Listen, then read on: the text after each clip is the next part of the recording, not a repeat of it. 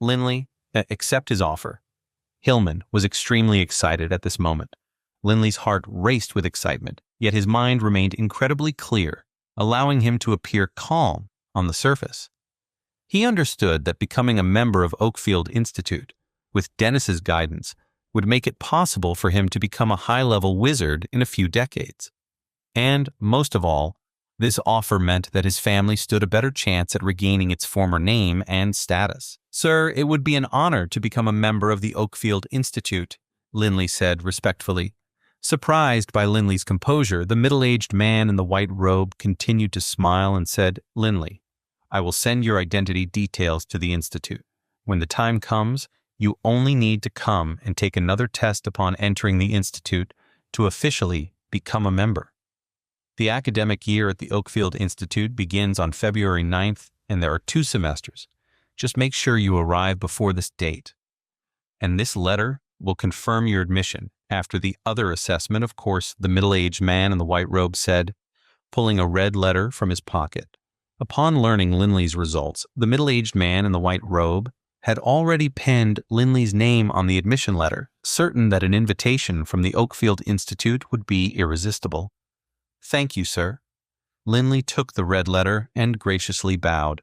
Although he appeared calm on the outside, Hillman was brimming with excitement. At Oakfield Institute, every student was held in high esteem, and Linley's future accomplishments were already foreseeable. "Mr. Hillman, let's go," Linley said as he placed the red letter in his pocket. In the crowded hall, everyone, whether nobles or commoners from Sovereign City, stepped aside for them. Even the others who had previously looked down on Linley now wore friendly smiles, their attitudes noticeably more welcoming. Being a student at the Oakfield Institute was a symbol of prestige. As nobles, commoners, and clergy members looked on, Linley and Hillman walked out of the church hall. Nimbles squeaked as it sensed Linley's excitement after they left the hall. At this moment, Linley's excitement was clear. He clenched his fist tightly, eagerness sparking in his eyes. "Let's leave for home today. I cannot wait to tell Father the news." The next day at the Wolfram estate, Horace had just finished his lunch and was leisurely reading a book while sitting on a deck chair outside the living room. Suddenly, 2 figures appeared before him. It was Linley and Hillman, who had hurried back from Sovereign City. At this moment, both had their faces lit up with excitement. "Dad, I'm back," Linley shouted. "Lord Horace," Hillman also said excitedly. Horace looked up and, seeing the excited expressions on Linley and Hillman's faces, felt a hint of anticipation. He immediately stood up, looked at the 2, and asked in a slightly trembling voice, "So how was it? How did it go?" Their family had been inactive for too long and were in dire need of an exceptional talent to restore the family's glory. "Lord Horace, it's Oakfield Institute. Linley's been given an offer from Oakfield Institute," Hillman said with excitement. Horace was stunned. At this moment, he felt like his mind went blank, as if he couldn't breathe. "Lord Horace, are you okay?" Horace gradually regained his composure, looked at Hillman with wide eyes, and asked in disbelief, "Did you say Oakfield Institute?" "Dad, this is the admission letter from Oakfield Institute," Linley said as he handed the red letter to his father. Horace paused for a moment, then quickly grabbed the red letter, opened the envelope, and carefully read the admission notice inside, holding his breath. The bold, red letters spelled out Oakfield Institute and Linley Wolfram, marking a significant moment. Horace suddenly looked up and laughed, his whole body shaking with emotion until tears streamed down. "Our family has hope. Thank the gods. Thank our ancestors. We have a talent in our family. After all these years, the first ray of hope." That overwhelming laughter and the flowing tears left Linley stunned. "Dad," Linley called out softly, as if he was afraid to disturb his father. He had never seen his father so overwhelmed, and the tears flowing down made his heart tremble. Shaineb approached, visibly taken aback by Horace's unexpected reaction. At that moment, he was completely unaware of what had transpired. Horace took a deep breath, looked at Linley, and said, with excitement shining in his eyes, "This is wonderful, truly wonderful."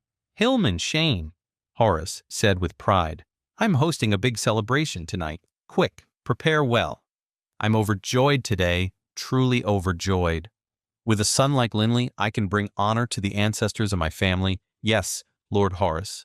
the two of them replied in unison. Suddenly, Nimbles jumped out of Linley's arms and stood on his shoulder, glaring at Horace.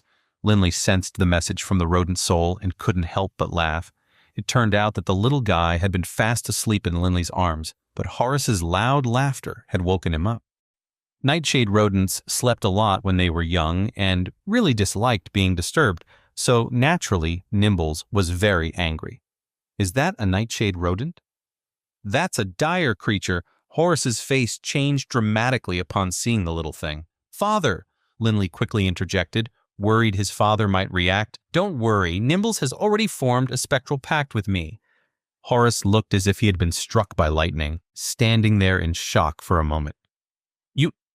You trained this creature, this nightshade rodent?"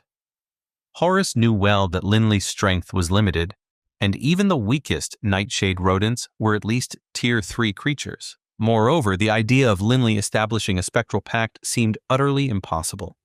"Yes, father, I trained him," Linley said solemnly. "Remember I had told you about it? This is the same little guy I found in the backyard."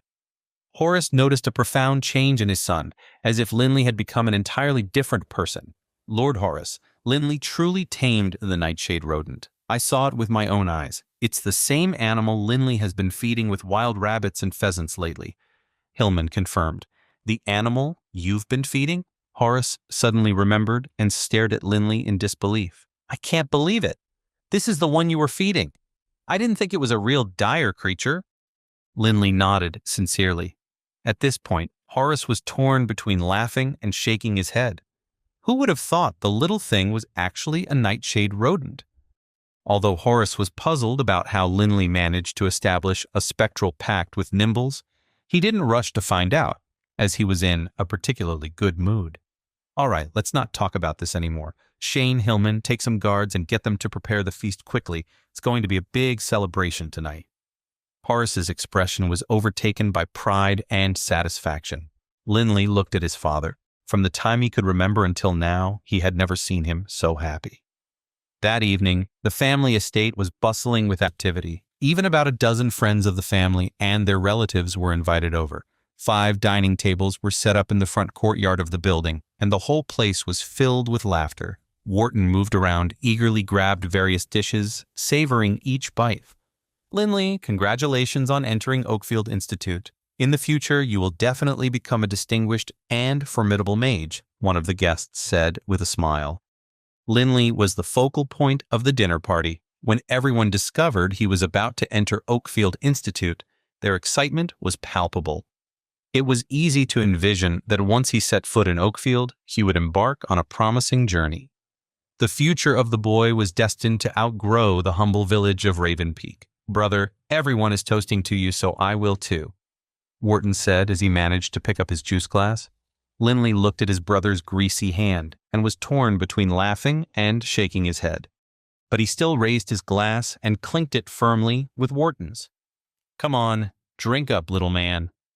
Late at night, once most had left, in the ancestral hall, only Linley and Horace were present. The door was closed and a row of candles lit the room, making it quite warm. Horace looked at the rows of memorial plaques and said in a low voice, "Linley, ever since the 5th generation of Dragon Blood warriors, our family has been in decline. We've even had to sell our ancestral treasure.